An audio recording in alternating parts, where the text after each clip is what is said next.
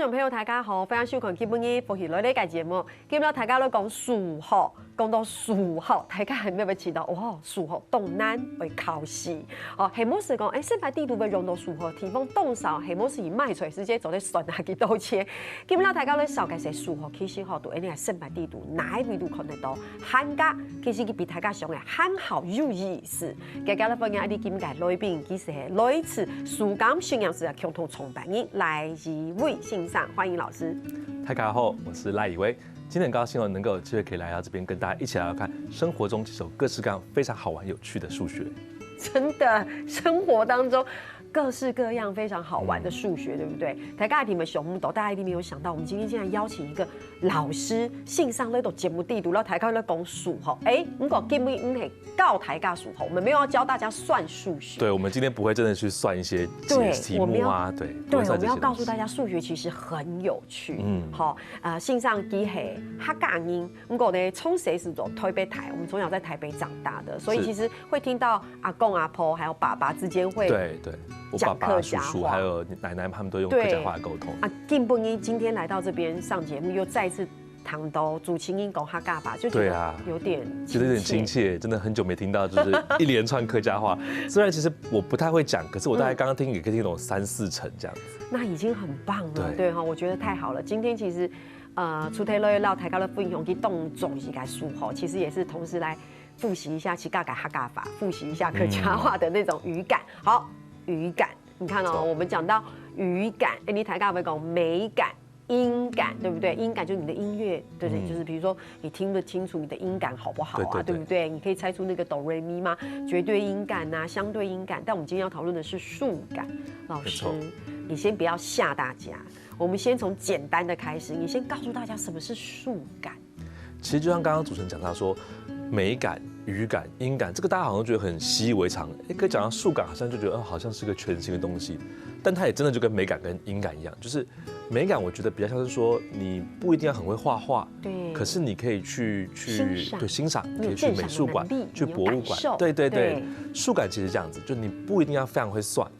你不一定要会解什么微积分啊，很难的那种，超难微积分，对，那种大家一听到就觉得很恐怖。对，可是其实说起画画，艺术里面那些专门的技艺也都非常非常困难啊。对，但是我们对，而且我们不需要会这些技艺，我们也可以去欣赏。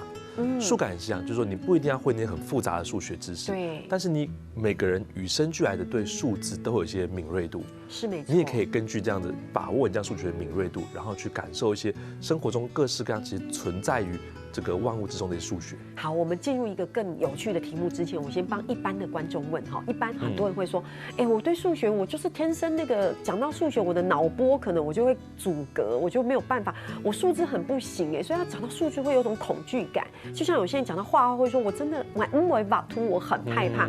但事实上老师讲的其实。有句话说我不知道对不对哈，我在那个很多书上会看到，他说数学其实是很多的这个科学之母也好，或是它是智慧的很前端这样子。然后我们台大本狗都读数学系的人就你读数学系，其实数学系是一个很难的科系，但是数学其实是很多智慧的基础，我认为啦。是，完全是这样子，完全是这样。所以今天台大的狗都数好两件事情。就是数感，那我们就先举一个简单的例子，然后台高的分享，台高什么地宫，懂吗？读生牌地图会有数感这件事情，因为我们今天录节目，我们明天就是情人节嘛，对，老师，生活有关，对不对？你觉得数学跟情人节有关吗？其实，在数学科普，我们讲说大家讲推广数学的时候，没错，很多人，包括我自己在内，我就觉得说。把数学跟恋爱，因为恋爱是大家很感兴趣的议题，感情跟恋爱，这是生命一定会经历的事情。然后这看起来又跟数学好像完全无关，可是其实这里面就有很多跟数学有关的一些经典例子。你可以说说。好，比方说，我相信大家都应该听过一个爱情的比喻的故事，那主角是苏格拉底跟柏拉图，希腊三大哲。对，然后呢，故事里面大家讲说，柏拉图有一天问他的老师苏格拉底说：“老师，什么是爱情？”那苏格拉底就没有回答他，就是哲学家都不喜欢正面回答，他就举一个例子说，我前方有一片麦田，对，你现在就走进这麦田里面去，然后去帮我摘下一颗最大的麦穗，你认为最大最漂亮的麦穗，可是你有2个条件要遵守哦，第一个你只能往前走，不能回头，第二个你摘下来之后你就不能再换了，对，这2个条件，对，好，然后柏拉图就进去啦，那苏格拉底就在对面等他，就到出口的时候。柏拉图出来就两手空空，然后他就跟苏格拉底说：“我觉得前面的麦穗都不大，这个可能后面会有更好的，对，所以我就觉得前面都不想摘。对，看到漂亮的，我觉得不要摘，我现在看到一个不错，但是我觉得前面应该有更好，我就先越过这一个，对，而且我也只能往前，对。然后等到走到中后段的时候，发现说，哎，好像开始都没有更漂亮的，可能前面那个时间点我看过个很漂亮的，糟糕了，前面有一颗比现在更好，但我错过了，对，所以他就错过，可他错过之后也就不想要去屈就，不想再去摘另外一个麦穗，没错，最后出来就两手空空。老师有讲到很多关键的，我不想屈就，对我刚刚看到更好的，对，然后结果苏格拉底就跟柏拉图说，这个就是爱情。OK， 对，然后讲到这边，大家可能就好像有那种感觉，就有感觉，但这跟数学有什么关系？对，因为这个问题啊，其实刚刚讲那个爱情的譬喻，大家可能很能够认同。对，可是严格来说，苏格拉底问的是一个数学问题，然后这个问题他没有回答柏拉图。他问什么问题呢？他其实这个问题你可以想成是今天是个工程的问题，就是说，我今天想要在一个麦田的一块麦田里面，我有2个条件，不能回头，然后摘了不能换。是这个情况下，我要如何找到最大颗的麦穗？这是一个数学问题。然后经过一连串的复杂的数学证明，其实不会太复杂，但是高中程度。数学家会先告诉你说，首先你不可能100%找到最大的麦穗，证明不可能找到100%。但是你如果遵循某个策略的话，你会有最大的几率可以找到最大的麦穗。那个最大的几率呢是37%。哦，对，这是算得出来的，很酷哎。然后那个策略是什么呢？那个策略就是你要把整个散步的路程分成2段。对，第一段算是这个增长经验期，你可以走，然后你可以尽情的看。可是你看到多漂亮的麦穗，你都不能摘，因为这种你在增长经验，你要了解说，麦穗大概长什么样子，然后所谓的漂亮的大的麦穗是什么样子。那过了这段经验期之后呢，接下来走后半段的时候，你只要一看到比之前那个经验期里面看到的最漂亮的麦穗还要再更好，你就赶快把它摘下来。赶快摘。对。那这样的话，你就可以就有最大的机会找到最大的麦穗，就找到 Mr. Right。对，就有高几率找到 Mr. Right。OK。然后还很有趣的就是说，那个经验期跟大家就好奇说，那经验期跟后面那个摘麦穗期，它的比例大概是怎么算？这个经验期呢，占整个全部路程的37%，跟那个最大几率37%一模一样。所以这都是数学可以把它算出来的地方。我必须承认，我其实还是不会算，因为我们老师刚刚说还是高中数学有一个复差改狗差，这的确引起了兴趣。老师，你懂我的意思吗？我们不可能因为这样我们就突然都会，但是我们就会觉得，原来这跟数学有关，而且你会引起兴趣，你就不会觉得它这么的。一开始这么的抗拒，计算，对，一看到他开始算数的时候，我们就先抗拒。我觉得这真的是这就是数感跟生活里面有关，对不对？对。你好像考试上，你要问也他们点我改问题。那如果分手有吗？分手也有，其实有很多，就是虽然在情人节前面讲这个分手不太好，不过还是给大家参考一下，希望用不上哦。那这个就是说，假设这是个经济学家提出来的，他说今天如果你想要分手最让人就是不知道该怎么处理的，可能是共有的一个物品。对，比方说一个杯子，对，或一个相框，我们一起买的。对，那分手之后该归属于谁，好像又不太，又不能切一半这样子。是。那经济学家就提出了说，那个方法，2个人可以各自帮他估价。比方说我估500块，然后你估700块。我们2个来估一下好了，假如这盆花好了，是我们2个共同拥有，你估多少？那假设我估500块。我估200。好，你估200块，那这样的话，显然这个东西对我的价值比较低一点点，对我的价值是比较高一点点。对，好，所以我们就会觉得说，好，那最后呢，我们这个东西就会以350块来成交。什么叫350块呢？你的500加我的200除以2。对。然后350块是谁呢？就给你，给我，你就会觉得赚到。因为觉得这东西200块而已啊，我们现在给你350块，你应该就说有，我赚到150，我愿意割爱出来了，对。然后我也会觉得很划算，是。对我来说价值500，可是我只需要花350块钱把它带回家。了解，然后也看到这个东西在我们彼此心中的价值，对，就可能更无法回头了这样子。是，你看人家是线上讲的术后度，你看胜败地度，永远离业度主在讲吼。不过我看老师这能不能讲算是培养孩子数学的？就是或是跟孩子们沟通，或是跟学生沟通，算是培养兴趣的第一个门。其实像我们在做推广的时候啊，这些我们有很多这样生活数学的故事。对，那这些故事都是引起孩子们的动机，会让他们觉得说，哦，原来数学跟这个也有关系，跟那个也有关系。但是我觉得在这边可以跟大家更多一步聊说，其实这其实就是数感。那数感就是说，你并不一定要真的会算。刚刚讲那些数学，第二个可能比较简单，第一个可能难一点点。可是就算第一个的数学你不了解，你大概也能听懂整个故事的脉络。1/3，我至少听到1/3的概念，对不对？37%，可是我听到30%几，就是1/3。对，没错。然后更重要的是，大家可能会觉得说，哎，就算这个概念我没有到很清楚，我也可以知道说，原来一件事情，苏格拉底跟柏拉图的版本也是一个哲学家爱情的版本。但同时，你如果换个角度，换成是数学家，因为那个数学家提的叫 Flood。所以要提的版本的话，那又是另外一种去品味一个知识的一个趣味。是，好，所以其实今日绕墙线上那个节目地图了，大家安样分享，我们那个教大家讲容易来算数吼，其实是讲数学了在后面非常嘅重要，地图诶那个生白地图，其实啦你个生白动东西都系动有关系嘅。其实唔係是卖财神的都会听听，其实动到嘅地方，你都绝对用到数吼，还有嘛个动甚至嘅故事，啦你个数学有关系，请你个乡亲朋友先聊下，另下差等下你怎来讲？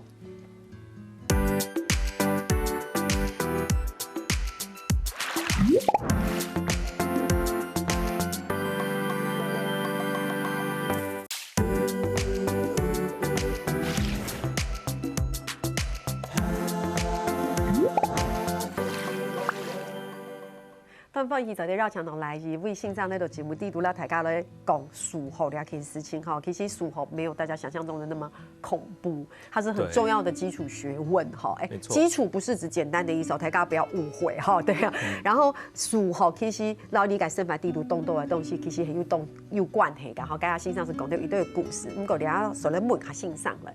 相信动到嘅乡亲朋友是要想讲，到底要用意来培养成人对数学嘅兴趣也好，或者说如何培养孩子们的数感。我觉得很多，这可能会牵扯到一个部分，就是说过去很多人，包括我自己以前在那样，我都会觉得说，好像数学就跟计算画上等号。对，学数学就是解一题又一题的这个老师讲的例题啊，然后我们开始写习题，画一个圆呐，还要算圆周率啊，什么3/4呐。对，就是大家会觉得数学就是一连串的计算跟写题目跟解题目。是。那这个当然是数学的很重要的一部分，没错。可是我觉得像我们刚刚讲的是更全面的数学的样子。对，就数学其实有计算，但是它有更多的是可能跟生活结合啊，可能是思考啊，可能是应用啊，看事情的角度啊。其实这个整个全部才会是数学的样貌。是。所以回到说，如果我们让小孩学好数学，我觉得第一件事就是要让小孩看清楚。认识什么叫真正的数学，是先不要让小孩觉得说，原来我学数学就是一直在考试，一直在计算，然后再做一些算圆周率啊，然后解面积啊，然后每题一题越来越难这样子，他这样当然会觉得无聊，因为反复练习一件事情会觉得无聊是人的本能，对。但是我们让他知道说，你学这些东西，你可能可以去做哪些事情。这些东西可能在生活中哪些地方会出现，对，这样孩子就会觉得很好玩。是，对，像我们有时候要教孩子一个可能数列概念，国中学过等差数列、等比数列，但我们就跟他说，你知道凤梨一颗凤梨上面它那个螺纹，对，它是符合某一种数列，叫做斐波那契数列，所以一定是8条、13条、21条，然后就让小孩去数，他就怎么数都是那个数列，他就觉得很有趣。然后就想来说，那到底什么神奇的数列？然后就开始跟他解释。是，所以引起动机，我觉得是数学学习里面非常重要的一个事情。OK， 引起动机。所以因为老师有一个数感实验室嘛，对，所以在你的数感实验室里面，其实就有很多这样的一个活动也好，或者是方式，或是策略，对不对？例如什么样，透过实验吗，还是什么的？对。我觉得像我们数感实验上，我们也是在做各式各样的数学的活动、数学的课程、数学教材开发。那可是我们这个宗旨是，我们并不是要设计一个课程让你来，比方说学会微积分，或者学会解这个1元2次方程式这样子。我们希望设计一个课程，这是数学补习班做的事情，那个是为了精熟数学的。对。但我们希望说，我们设计一套课程，也让你因此而更喜欢数学，让你更认知到说，原来解不等式在这个地方会用到，原来数列在这个地方会用到。是，所以我们想让大家看到数学的活用跟有趣那个面向。好，看起来这一定要亲自去100几个数感改训练师才可以认真体会的哈，因为听起来这个小物件也很重要，所以老师也带了小物件来，对不对？对，像这个啊，这个是一个密码筒。那这个密码筒是干嘛？就是我们上面还没有做完写密码，所以其实应该会每一格都有写数字。然后你可以比如说1、2、3，对，你写数字，然后你就会设计自己的密码。那密码设计完之后呢，其实你就平常就把它转掉，它就不会打开。可像我现在转在正确的位置，所以我其实可以把它拉开来的。那拉开来之后呢，这个密码筒里面就会放东西，然后又可以把它收回去。它其实就是一个小孩子可以动手做，真的是从纸片开始，一路就把它做完的一个活动。那为什么要让小孩子做这样子一个密码筒呢？因为密码跟数学就个非常紧密结合的一个领域。老师，等一下，老师，你的意思是说，你刚刚那个密码筒，如果你就跟我们一般转那个密码游戏一样，比如说你的密码是111，对，所以你只要转到111都对齐了，你就可以抽起来，对，就会抽起来。对，所以这个东西是可以自己设计的。对，了解，它就是也可以设计的一个过程。然后这个就会算是我们一个主题，叫做密码学，密码跟数学关联。那里面我们就讲到说，古代人设计密码，它是怎么设计的？对呀，为什么古代人这么厉害，对不对？对，然后这个密码一路演变到我们现在那个资讯安全，大家怕什么信用卡被破解啊，然后什么资安被破解，对，那个其实可能也跟数学面向质数的概念是有关系的。是，然后或者破解密码甚至有小说家爱伦坡他写的《金甲虫》这部小说里面，里面竟然有用到频率的方式去破解密码，就连文学小说当中里面都有数学的影子在里面。哦，真的。所以我们就会把各式各样跟密码相关的数学知识啊、历史故事啊，然后一些数学的，不讲计算，还是不讲计算，我们大概告诉孩子说，这边里面可能有哪些数学知识，然后带孩子真的去动手做，去体验古代人怎么样设计密码，然后怎么被破解的，现代人怎么设计密码，怎么被破解的，然后让他们可能分组之间去运用数学去设计一些他们那组自己的密码，然后彼此来去进行一个密码攻防战。这个就会是我们想要让孩子们去感受到说，原来数学很实用、很好玩的一个部分。好机智哦。对。那我能不能说，像去老师那边的数感实验室是走得看到这样子的一个课程，这算是课程之一吗？这算是我们的课程之一。所以孩子们去的话就可以，年纪呢，像这样的。我们适合我们的课程年纪大概是在小学中年级到高年级，就是3、4、5、6这4个年级。OK， 对 ，OK。然后然后此外我们可能会跟一些国中合作，有一些国中版本的一些课程。对，就是因为这样的话，所以台大我们先跟大家讲说，数学其实是一个数感的培养。那去到性上改、数感改、性量实验世界，就可以有很多像这样子自己动手做。老师，我觉得这除了是建立数感。然后建立兴趣，其实我觉得也建立了很多他的创造力、思考能力、逻辑能力，可以这样讲吗？我觉得可以这样说，因为创造力、思考能力，就是你知道，我觉得它这是一个复合式的一个训练。对，其实我觉得不仅限于数学，很多领域都可以同时启发这些事情。但是像我们团队觉得很认为说，数学的本质其实就是去探索，然后去创造，然后或者是去用更有思维这种方式，更理性的方法去思考一件事情。是像我们刚刚前面讲的那个爱情的故事，对，数学家思考就很理性，就是我真的要去算出来37%，然后最大的几率是多少？这样子的方式，我们希望能够让孩子带入生活中。对，他在看任何事情的时候，他可能在思考一件事情，我今天要做什么事情的时候，可能可以稍微想到我可能要不要运用一点数学，用点理性去做思考决策。而且这其实是我觉得数学更大的一个帮助。而且我自己觉得就是说在这个解题的过程就是我数学数学都好，我数学很烂但是我觉得在解题的过程当中，在这个辩证的过程当中，我自己也会觉得真的是逻辑训练。对，因为就在想说刚才这个加这个，所以这个加这个，所以因为这样，那如果这样的话再往回推，然后验算的话，而且以前老师教数学还要验算，对，真的在纸上学数学的时候，老师还说写完之后要验算，验算好了，老师告诉我们要怎么验算，怎么样推论。如果是这样的话，那这样子这样，我觉得这也是一个非常重要的一个逻辑训练。对，那台大思维熊工，所以你数学逻辑训练要干嘛？当然很重要，因为逻辑训练在你平常的日常生活里面是很重要的，不管是在各方面。对。然后你说回到文学，其实你在文学上面的创作也跟逻辑很有关系啊，剧本的创作也跟逻辑非常有关系。所以我会觉得像这样的，等于是一个很基础能力的技能训练。好，这个技能就是刚才老师种种讲的那些的一个能力。我自己的感受是这样，所以这就是我想这也是数感实验室性上成英的讲提到数感信仰是地度走在好习改动系。如果台大思维动学问性上但问题老师，我想问一下，你本人很爱数学我本人现在很爱数学，现在很爱数学。你看，其实不是一开始就很爱数学，很多东西也是培养来的。对，今天会建立数感实验室，或是这么爱数学，是不是也跟爸爸有关？对，其实刚刚讲现在大概这个现在可能可以再往回推，前面大概推到10年前左右。就是我从小数学都学得还不错，可是并没有特别喜欢。但我父亲就很有能力，就然后算蛮运气不错，还学得好这样子。是，但我父亲就大概在45岁左右，小学老师退休，他退休得很早。之后呢，因缘机会开始做一些数学科普的推广，然后他发现说，其实数学很好玩。他可能就是以前数学没有学那么好，但是经过自己的自学，看了一些数学科普书，发现数学原来这么好玩。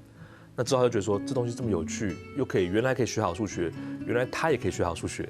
他想到处去跟大家分享，他想推广，对他想去跟推广，所以他去了台湾很多的小学去推广。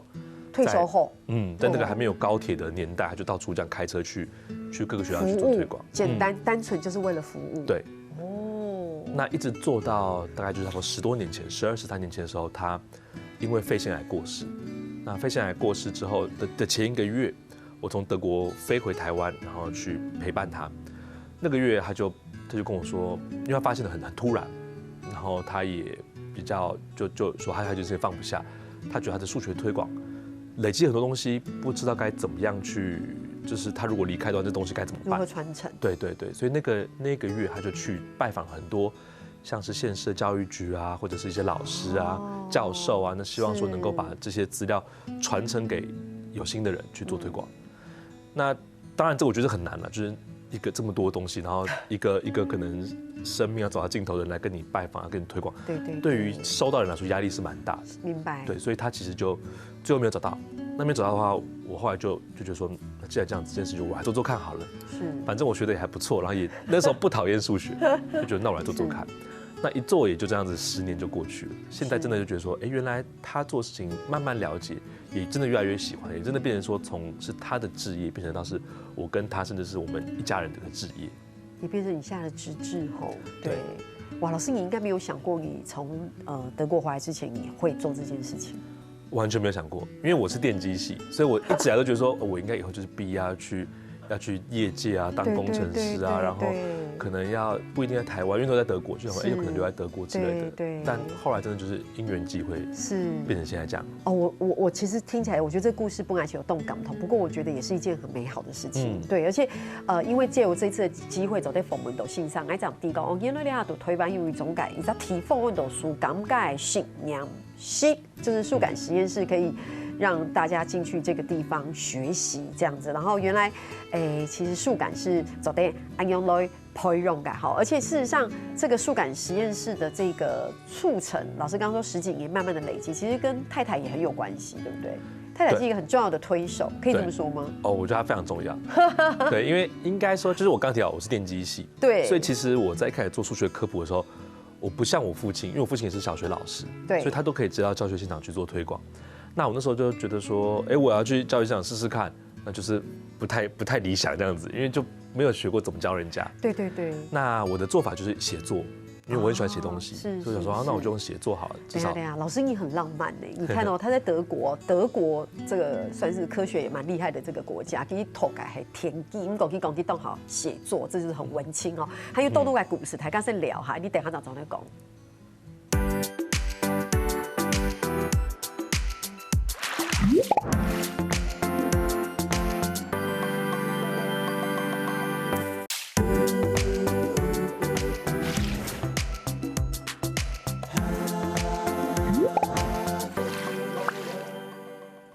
万一走进绕墙头赖以微信上那种节目地读到台高在讲数学其实蛮有趣的。是上台节目里讲到，因为跟太太一起，太太是一个很重要的推手，因为台高的地嘛，线上去读德国图书，去读田记，能够去动好写文章，所以也很喜欢文学。可是没有想到现在会跟数学这么的密切。对，然后所以刚刚说到，老婆是很重要的推手，因为。刚刚提到说，我爸爸是小学老师，所以他很能够在教育现场里面去推广数学，那我就没办法。但是我太太是师大毕业的，是对，所以她是师大公领系毕业，所以我们结婚之后呢，他就看我说，你每天都在写这个数学科普文章，当然很有趣，然后对社会大众。可是我们当初就是你接承你爸爸的想法，不是因为希望能够到小学去真的上数学课，让小孩子就从小就对数学产生兴趣。对。然后我们就开始，就在他帮忙之下，我们就开始设计课程。然后去练习去上课，我还记得我第一次去上小学数学课的时候，我在家里面就是用那家里的电视机，然后去投影去做简报啊，然后一个字背逐字稿啊，那边一个字在那边练习。哇，比那个博士论文还在准备还在更辛苦。然后我太太就在旁边当那个老师说。这边讲小孩子听不懂，这个根号不行，小孩子没有学过根号，这个重来啊！这边讲太复杂了，什么这边不好玩，我都快睡着了。所以就在他帮忙之下，一步，我们才慢慢知道说，我才知道可以怎么样在小学上课。然后在帮忙之下，我们才慢慢有了团队啊，甚至后来成为了台师大的新创衍生教育公司。然后现在出版社才有这么多的推广活动，其实很重要的部分都是他在策划的。对，所以可能在行销策略上面，对不对？然后整体的推广策略上面，其实它是很大的助力。也就是负责那个很核心的那个内容的传递，然后他要很负责的将这些内容如何摆在大家的面前。对，我就是负责做我还是很喜欢的事情，我喜欢你做面包本身，他要把面包卖给别人，这样子。没错。哇，好棒哦！这样子真的是。互相帮忙，对不对？好，到大家可以事情变得很好散气哈。不过大家都知哈，来到你复习来送节目感，来并听出经历这个有话快说。有话快说其实很简单啦，就是有几个问题问老师，然后信上就是不可以想很久。好，因为想很久就没有这么快的，比较是直觉式的答案，所以信上给他们定啊，问题嘛，改问题，你都豆了解一下，理解赖老师他在心里在想什么哈。好，我。题目我出的，好，所以老师如果觉得这个题目你没有觉得很正确或是什么的话，也就没关系，好吧？他的第一题是这样，请用3个关键字3大关键词形容你心目中的理科男。好难哦，3个字，3个关键字，理性、逻辑，还有。反应快，好，可以。讲完之后发现跟自己完全不一样，第3完全不一样。我发现老师对于理科男的这个关键字蛮正面的哦，因为我自己也是理科男。对，所以我刚才才会说，这个题目不是我出的，所以我就是怕会有攻击嫌疑这样。老师刚刚说理性，对不对？对。其实理性是一个很正面的形容词，然后刚刚说逻辑，好，那逻辑是很正面。这2个有点像。对，然后反应很快，对不对？好，但他刚刚有点紧张这样。对。老师，那你可不可以给我一个负面形容词形容理科男？你不会吧？理科男完全。不解风情是吗？我刚刚想讲这个，可是我怕被等下被朋友们骂。我懂，老师有包袱。好，我跟你说，老师刚刚想讲不解风情，可是我自己啦，我自己不解风情。你看他真的是走音动周延，有吗？其实我觉得也不是真的不解风情，我觉得就是他的思维方式不一样。但我觉得理科男的优点是他们很会学习啊。对。你觉得他不解风情是不是？你就教他就好了。我这样有帮你解套吧？有。对他没有不对啊，因为他们的学习养成是这样啊，对不对？他不知道要做那样的事情，所以大家才会说是直男，所以才刚弟对，那你就教他说你必须这样，那这样子女生会被开心的取悦，那就好了。对，喜欢这样 OK 吗 ？OK。好，老师开始流汗了。老师回答问题，因为基本熊洞因为很周延。好，来，老师目前身兼多职，除了现有的角色以外，你最想尝试的职业是什么？作家算吗？因为我不知道自己算我现在。你现在算作家吗？你现在有作家身份？有好像有。好，所以你可能心里头有一个梦想，性格跳入到梦想，就很想成为作家，对不对？对。老师，你想成为怎么样的作家？因为我一直觉得说故事很有趣，就是不管有没有人看，我自己本身觉得说故事。一个现场那么多作品，对不对？很多书这样。而且这里面其实蛮多书的小说内容，可能是我在5、6年前或更久以前写完，那时候也没有人看，那我就自己写得很开心这样子。所以我对于想要说个有趣的故事，自己就觉得很喜欢。老师，你在写作的过程是不是可以自己被疗愈？对，完全是这样子。难怪好，因为那就是你走在他们都可以去大概空间里面，对不对？平常跟数学也有想过，数学会成为直至，对不对？念的又是电机，对，那终于还可以投入这种文学的怀抱里面，哇，很浪漫。老师应该也喜欢音乐吧？喜欢，但是就是摄入没有像写作这么深，没有像村上春树这样，就纯粹是个听的人。好，所以信上他也都想会成为作家，我以为老师会说出什么面包师傅之类的哈。好，题上题，好的，目前推广数感教育以来，觉得最挑战自我的事情，当 YouTuber，超难，我觉得非常非常难。我不知道老师有当 YouTuber， 对不起。蛮幸运，我们就还没做得很成功，还在努力当中。所以你爱系讲去到 YouTube 拼头做在看到线上。我们有个数感实验室 YouTube 频道。老师几集了？其实我们已经录了也快100支影片喽。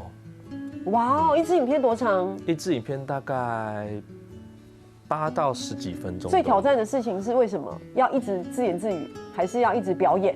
要讲出按赞、订阅、开启小铃铛，我觉得很困难。这有点害羞，对不对？因为老师，你看他说他自己是理科男，然后他现在要做这么跨界的事情。对，我记得第一次我要录的时候，面对镜头，哇，花非常非常久时间去克服心理障碍。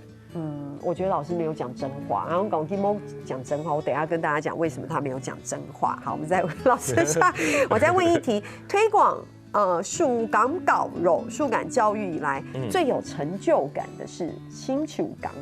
最有成就感的是，其实这件事情可能很常发生，也没有很常发生，可是发生过好几次，就是会有小朋友跑过来跟我说啊，我真的好喜欢你的数学课，或者是我真的好喜欢你的影片之类的，这种时候你就会非常非常开心。就是说他真的是发自内心，然后就看，因为小朋友我觉得就很单纯，他们就是眼睛会闪闪发亮，对，然后就看到说，哇，这个你不知道你爸爸妈妈或者其他人可能很讨厌的东西，你这么喜欢它，然后你真的看到他，我们想要告诉你那个样貌，我懂，对，他就会很开心。你想宣传的核心理念在他身上发生了，对，哇哦哈，所以呢，俩是快问快答，有没有被考试的感觉？有吧？你刚刚说有点流汗，对不对？虽然题目很简单，是不是也没有想象中那么容易？韩国理科男反应快，你看他刚偷偷笑了好几秒，开玩笑的。不过讲到两个怎么讲，老师刚没有说真话，因为你看哦，其实呢，线上去讲去动好写文章，就是写作哈，走文后嘎去啊写小说。更重要的事情是，老师有一个故事，对不对？被拍成影集啊，对，我们的《戒指流浪记》这部小说。对，这真的很棒，因为我有看到这个影集的，没有全部，不过我那时候觉得。是一个很有创意的一个发想，就是说，其实剧本有时候不外乎类型，对不对？那不外乎就是你在这里面的创造力。所以老师听说你还在里面嘎一脚是吗？我客串最一开始第1集的最前面那一段，就是戒指，它是戒指流浪记，讲的戒指掉了。对，在台北捷运里面掉了，然后掉了之后开始流落到不同的人手上。对，那每个人就会因为他去做了某些事情，是不是？因为捡到戒指，对不对？有人可能想说，哎，我拿它去求婚好，我早想要求婚，可是我没有戒指，然后就趁机去求婚，太有趣了。那有人可能拿它做别的事情，所以这个戒指它就是一直辗转在不同人手上，然后展开不同的故事。那我就是在拍那个第1集，所有人角色都刚好在一起的时候，然后戒指掉的那一瞬间，就掉在我脚旁边这样子。哇，导演请老师去客串的时候，我们那时候的心情是什么？因为老师刚刚说给走 YouTube 都辛苦，可是老师还去拍电视哎。那我客串那边我基本上是当路人而已，我就是路人，我一个台词都没有。但是他们有说你要不要讲话，我就还是先不用好了，我怕讲话就 NG 浪费大家时间。好玩吗？我觉得很好玩。会觉得难吗？我觉得蛮难的，我觉得当路人都很难。对吧？对，会害羞，对不对？对，就会有点当路人都会觉得说，好像有点不自然，然后看到这些演员们他们这样演出，觉得好厉害。对，一群工作人员围着他们，然后摄影机贴很近，然后灯打很近，然后哭。对，我就觉得好厉害。然后表现出崩溃，然后痛苦。对，我觉得或者是什么，但事实上镜头那么近。对。